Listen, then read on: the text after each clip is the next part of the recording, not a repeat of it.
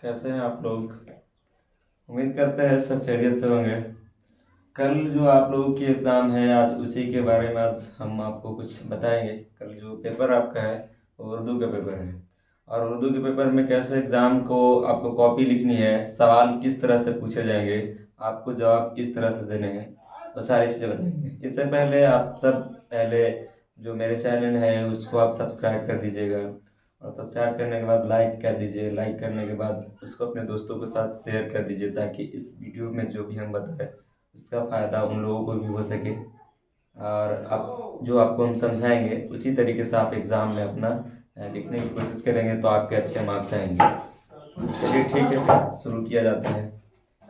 चलिए देखते हैं। सबसे पहले आपके ये जो एग्ज़ाम होने वाले हैं कल जो उर्दू के एग्ज़ाम है, कल जो आपका एग्ज़ाम है वो आपके 100 मार्क्स का एग्ज़ाम होगा और इसके लिए आपको समय 3 घंटा 15 मिनट दिया जाएगा। ठीक है, तो सबसे पहले आपको जो सवाल रहेगा, आपको तो हर बार जैसे निर्देश के बारे में बताया था तो उसी तरह से आपको जो वहाँ पे निर्देश दिए जाएंगे तो आपको पिछले भी वीडियो में कई वीडियो में आपको हम बता चुके हैं कि पहले आपको सबसे पहले आपको बुकलेट सीरियल नंबर लिखना जो आपको प्राय 10 लाइनों 10 अंकों के रहेंगे, जैसे 3 4 5 इस तरह से लिखे हुए रहेंगे, 5 6 इस तरह से। तो आपको ध्यान रखना है कि आपको लिखे रहेंगे। सबसे पहले आपको उसको अपने OMR पे लिखने हैं और उसके बाद वो उसको आपको सबसे पहले बताया था आपको कभी भी जब भी आपको OMR मिले तो सबसे पहले उस OMR को देख लें कि वो आपका है या नहीं, उस पर आपका नाम रोल नंबर अंकित है या नहीं। अगर आपका रोल नंबर नाम अंकित है तभी उसको आप फिल करेंगे, दूसरे के फिल नहीं करेंगे, इससे आपको प्रॉब्लम हो जाएगी। चलिए ठीक है, वो सारी चीज़ आपको बता दिया जाए, बाकी सारे निर्देशों को आप जानते ही हैं। तो आपको बता दें कि आपको 100 आपको वस्तुनिष्ठ प्रश्न रहेंगे, इसको मैं जैसे कह सकते हो ऑप्शन वाले ना। ऑब्जेक्टिव में आपको कितने रहेंगे 100 इस तरह से, जिसमें से आपको कोई 50 के जवाब देने हैं। तो अब आपका ये कितने मार्क्स का हो गया, 50 मार्क का। अब उसके बाद आपको देखिए जो आपको बाकी जो सवाल रहेंगे तो वो आपको सवाल इस तरह से रहेंगे, 7 और एक्स्ट्रा और सवाल 7 सवाल रहेंगे जो आपको रहेंगे दीर्घ उत्तरीय, लघु उत्तरीय, अति लघु उत्तरीय में से मिला करके। अब देखिए इन सवालों को जैसे खंडन किस तरह से किया जाएगा तो 2 सेक्शन में है। एक रहेगा सेक्शन ए जिसको में आपका ऑब्जेक्टिव रहेगा और दूसरा रहेगा सेक्शन बी, इसमें आपका सब्जेक्टिव रहेगा और सब्जेक्टिव रहेगा। उसके बाद आपको बता दें कि आपको सबसे पहले करना क्या है कि आपको सवाल मिलेंगे तो वैसे ही आप पहले 100 सवालों को अच्छी तरह से पूरा पढ़ लेंगे और उनमें से किन्हीं 50 को ही जवाब देंगे और सबसे पहले आप उन सवालों को जवाब देंगे जिस पर आपका फुल कॉन्फिडेंस के साथ उसके आंसर आपको याद हो, उसको आप पहले बनाएंगे। उसके बाद वाले जिस कंफ्यूजन उसको तो बाद में देखेंगे, पहले जो आपको सही में याद हो उसको करेंगे, देखेंगे उसको हम लोग पहले सबसे पहले बनाएंगे। अब देखिए हम लोग सबसे पहले समझेंगे कि जो उर्दू की बात है तो उर्दू में सवाल किस तरह से पूछे जाएंगे। तो आपको सबसे पहला जो सवाल है ये पूछा जाएगा, दर्ज झील उन्मानात में से किसी एक पर मजमून लिखें ना। तो आपको किसी एक पर मजमून लिखना है, मतलब कि आपको 4 ऑप्शन में रहेगा। जैसे आपको यहाँ पे दिया है आपको अलिफ में दोस्ती, दूसरा दिया है आपका बे में मोबाइल, तीसरा दिया है जिम में आपका महात्मा गांधी और चौथा दिया है दाल में बिहार और 5वां दिया है में आपका लॉकडाउन का ना तजर्बा। तो आपको इसी में से किसी एक पर जवाब लिखने हैं, यानी मजमून लिखने। हिंदी में जो आप निबंध लिखे थे उसी तरह से में आपको मजमून लिखना है उर्दू में। ये जो आपको सवाल रहेगा 8 नंबर के रहेंगे। कितने मार्क्स के रहेंगे, 8 नंबर का।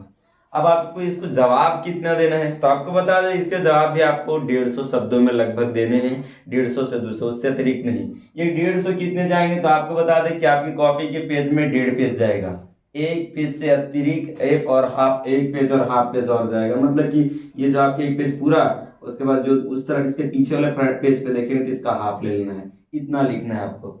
ठीक है, उसके बाद आपसे कहा जा रहा है कि आपको नेक्स्ट जो सवाल रहेगा दूसरा सवाल नंबर 2, जैसे मंदरजील इशार में से किसी एक पर किसी में से किसी 2 इशार की तशरीह कीजिए ना। तो आपको शायद 4 दिए हुए रहेंगे, उनमें से कोई शायर कोई 2 शायर का उसको समझ करके उसका मतलब यानी कि उसका अर्थ के हिसाब से आपको समझ करके लिख देना है कि ये शायर के कहने का मतलब क्या है, इस पंक्ति के माध्यम से शायर क्या कहना चाहते हैं।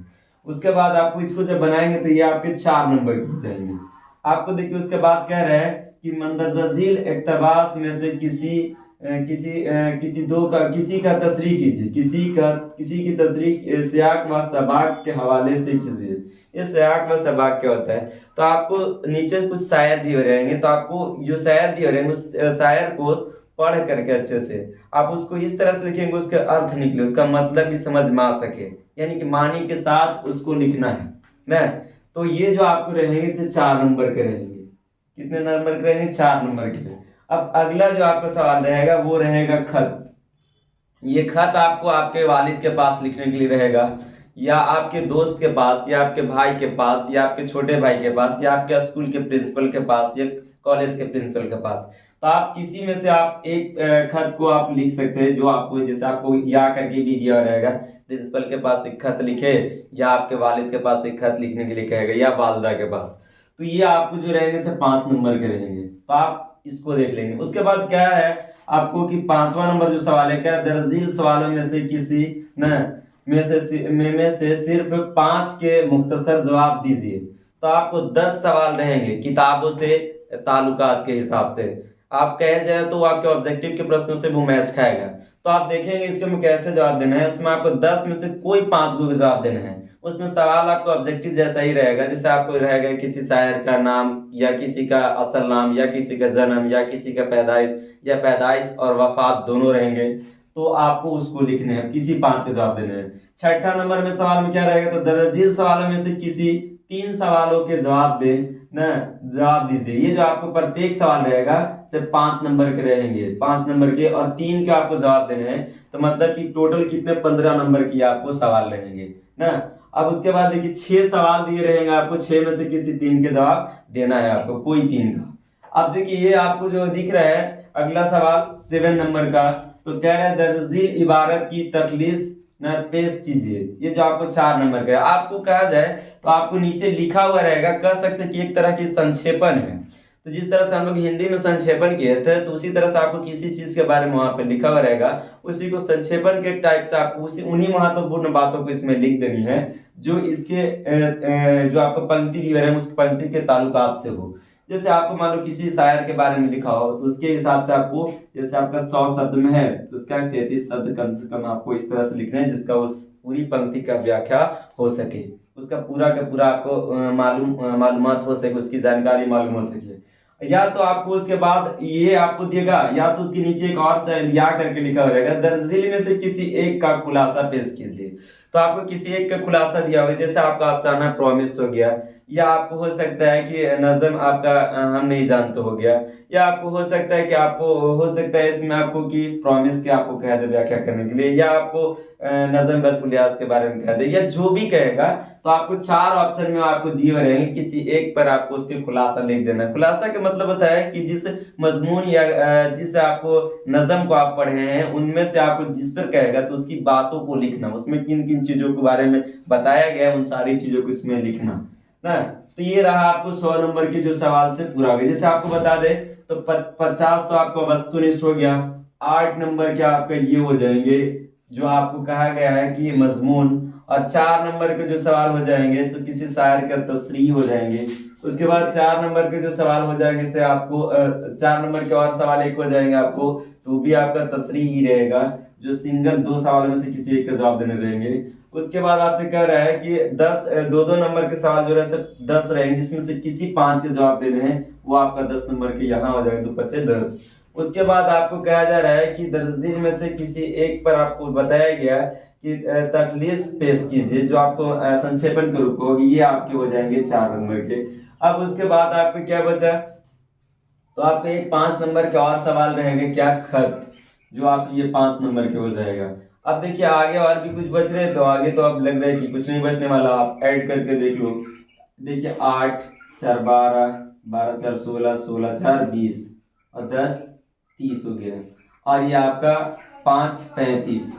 और फिर आपको कहा जा रहा है कि 3 सवाल आपको 5-5 नंबर के रहेंगे, जो आपको किताब के ताल्लुकात से रहेंगे, तो 15 नंबर की हो गया। तो 35 और 15 कितना हो गया? 50, और 50 ऑब्जेक्टिव, यानी कि 100 मार्क्स आपके पूरे हो जाएंगे। तो आपको सीधे सीधी बात याद रखना है कि आज जो आपको हम बताए हैं, तो सबसे पहले आपको ध्यान रखना है कि अच्छे से आप एक खत को